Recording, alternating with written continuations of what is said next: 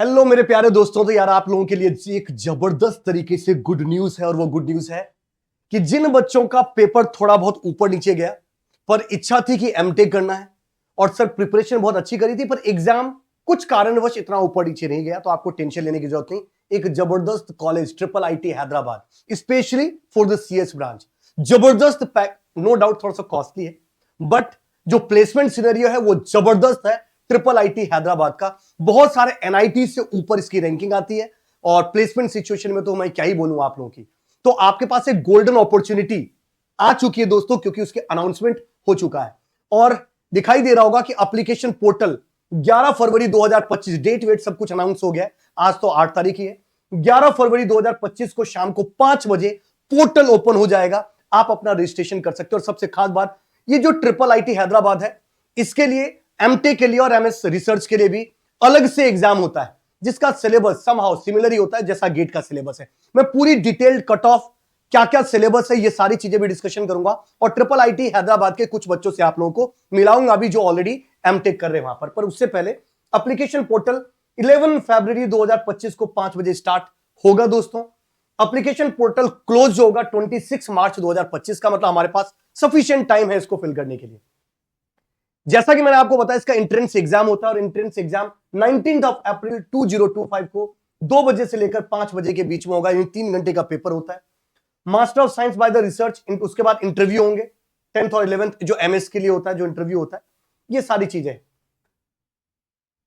थोड़ा सा मैं आप लोगों को कंडीशन भी बता देता हूं कि एंट्रेंस एग्जामिनेशन जिसको हम बोलते हैं PGEE is admission into the following programme, master of technology और मास्टर ऑफ साइंस और पीएचडी। इन दो चीजों के लिए एक्चुअली PGEE का एग्जाम होता है दोस्तों।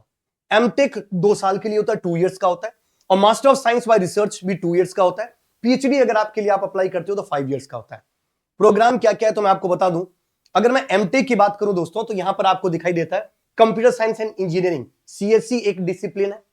Computer science and information security, CSIS एक डिसिप्लिन है।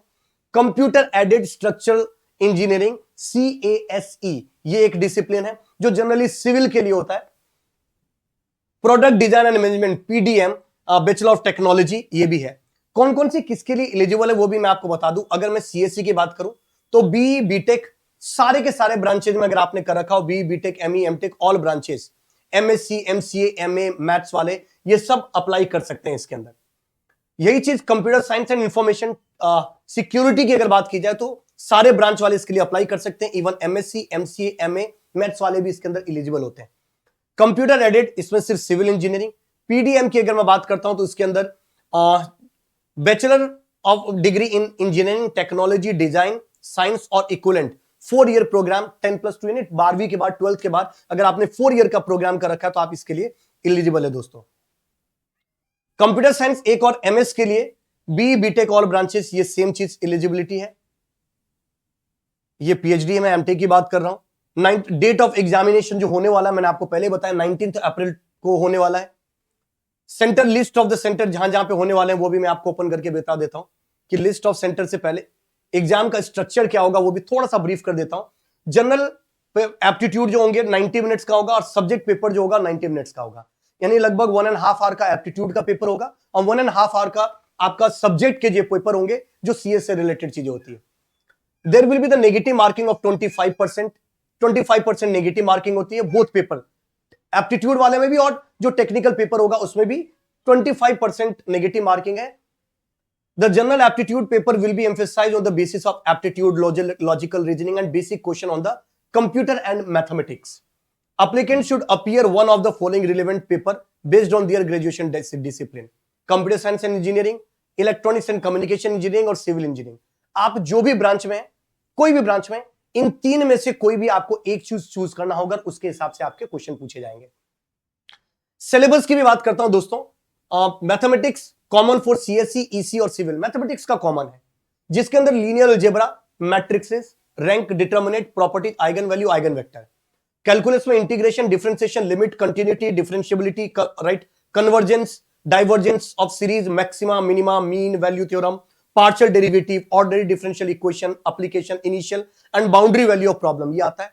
कंप्यूटर साइंस अगर आपने चूज किया है तो डिजिटल लॉजिक होप आप लोगों ने पढ़ाई होगा, आता ही होगा। C programming, data structure, basic algorithm and problem solving, discrete mathematics and probability theory, relational database, computer network and operating system.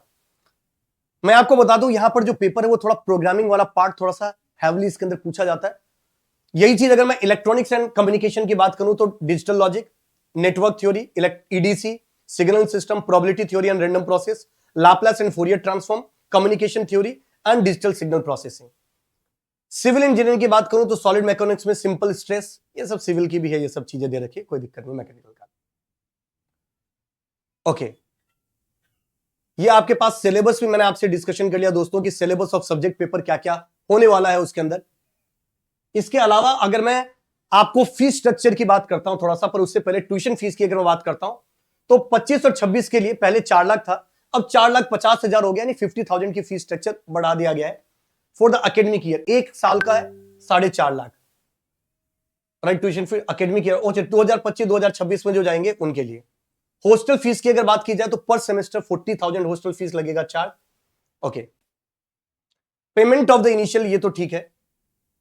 Tuition for the 1 semester 2,25,000 है, on the before the acceptance 2,25,000 एक सेमेस्टर का, 2 semester का 4,50,000 जैसा मैंने लिखा हुआ है। तो आपको वाइज सेमेस्टर आपको पेमेंट सबमिट करानी है, नहीं sorry, tuition fee for the 1 semester 2 lakh, for the before the acceptance yearly आपको सबमिट कराना होगा। I think the seat acceptance amount 2,35,000 है, ठीक है, कोई दिक्कत नहीं, ये सब payable for the detail, right, कहां से पेबल होगा, ये सारी चीजें भी होगी। तो काफी कुछ आप लोगों को सिलेबस, एग्जाम डेट, ये सारी चीजें मैं आपको बता चुका हूं। हालांकि क्या प्लेसमेंट सिनेरियो है ये भी हम डिस्कशन करेंगे। एक मैं डेडिकेटेड सेशन लेके आने वाला हूं पीजीईई के थ्रू, जहां पर मैं आप लोगों को डिटेल से गाइड करने वाला हूं और थोड़े से प्रीवियस ईयर के किस टाइप के क्वेश्चन पूछे गए वो क्वेश्चन भी आप लोगों को मैं बताने वाला हूं। साथ ही जो ट्रिपल आईटी हैदराबाद के अंदर कुछ बच्चे पढ़ रहे हैं उनसे भी मैं आपको मिलाऊंगा, ताकि आपको रियल में ग्राउंड लेवल पर आप लोगों को पता चले कि ये कॉलेज कैसा है। और मैं फिर से बता दूं, जिन बच्चों का पेपर थोड़ा बहुत ऊपर नीचे गया है, नो डाउट अगर फाइनेंशियली कंडीशन आपकी अच्छी है तो ये एक अच्छा गोल्डन अपॉर्चुनिटी आप इस चीज को मान सकते हो दोस्तों। तो थोड़ा सा भी अगर डाउट है गेट के ऊपर, पर प्रिपरेशन अच्छी थी, उस दिन मेरा लक काम नहीं कर रहा था, तो इसको फॉर्म जरूर भरिएगा, specially for the CS branch, क्योंकि इस कॉलेज का प्लेसमेंट सिनेरियो वाकई बेहतरीन है। तो और भी अगर आप लोगों की कोई क्वेरीज है इस वीडियो के कमेंट में जरूर लिखिएगा। Till that, thank you very much, all the very best, जय हिंद दोस्तों।